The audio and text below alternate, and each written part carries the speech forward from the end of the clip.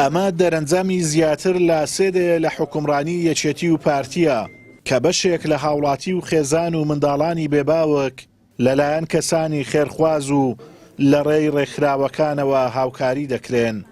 لەو چوارچێوەیەدا نووسینگەی سۆرانی دەستگای خێرخوازی بەخشین پێداویستی قوتابخانە و جلوبەرجی بەسەر 120 منداڵی بێباوکدا دابەش کرد. ئەمڕۆ لە نووسینگەی سۆرانی دەستگای خێرخوازی بەخشین باوکاری چەند خێرخوازێکی ئەم دەبەرە و هەولێریش خی گەورە پاداشیاندا هەستاین بە دابینکردن و دابشکردنی جلوبەرگ و پێڵاو و پێداویستی قوتابخانە بۆ زیاتر لە 120 قوتابی بێباوک کە لە سنووری حوزی سۆران و سنووری نووسینگەی سۆرانی دەستگای خێرخوازی بەخشین. بێگومان دیارە کە حکوومەت بە ئەرکی سەرشانی خۆی هەڵنەستاوە بەرامبەر بە خەڵکی هەژار و نەدار بۆیە دەستگا خێرخوازیەکان و بە تایبەتی دەستگای بەخشین ساڵانە هەڵدەستێ بە دابینکردنی پێداویستی و جلوبەرگ هەمی قوتابخانە هەمی جەژنەکان بۆ کۆمەڵێک منداڵی هەژار و بێباوک.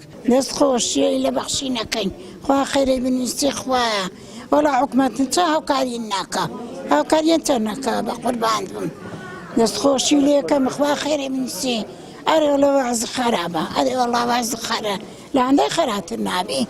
بەخوای ئێستا ئەمە هیچ کەس هاوکاریمە ناکە ئەمە بەخۆ کرێت چینە پیاوم نەمایە ئەلانە خردەخانی کرێدانەخانیش دەرەجێک خراپە سێ قات لایلۆنی لەسەرە پێم ناکرێ ئیمکاناتنیە یان خانێکی باش بینیان خانی دروستکەین.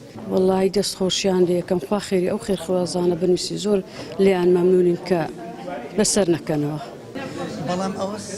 مامۆستایەکی ئاینی دەڵێ چاوچنۆچی و بێخەمی دەسەڵاتی هەرێم وای کردووە ڕۆژ دوای ڕۆژ بارودۆخی هاوڵاتیان لە چەندین ڕۆوە خراپتر بێت.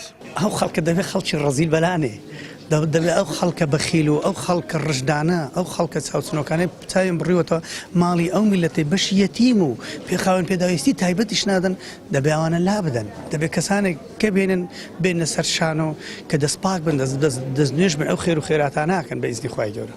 ساڵانێکە دەسەڵاتدارانی هەرێمی کوردستان لە پارتە سەرەکیەکانی پێکهێنەری حکومڕانی قەیرانی جۆراوجۆریان بەسەر هاوڵاتیاندا هێناوە و بێ ئاگان لە دۆخی ئەوانەی بەهۆی گەندەڵی و بە هەدەردانی سامانی گشتی لەلایەن ئەوانەوە دۆخی ژیانیان خراپە و چاو لە دەستی خێرخوازانن.